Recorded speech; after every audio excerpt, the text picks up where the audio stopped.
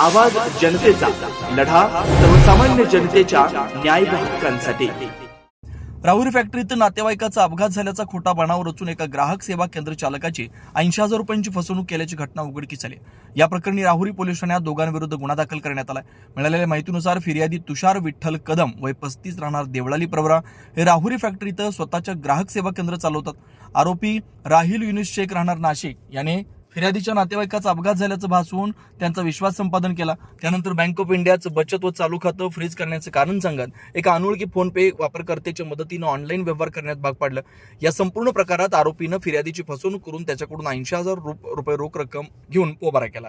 ही घटना 24 सप्टेंबर 2025 रोजी घडली। या प्रकरणी 21 जानेवारी 2026 रोजी राहुरी पोलीस ठाण्यात गुन्हा नोंदवण्यात आला।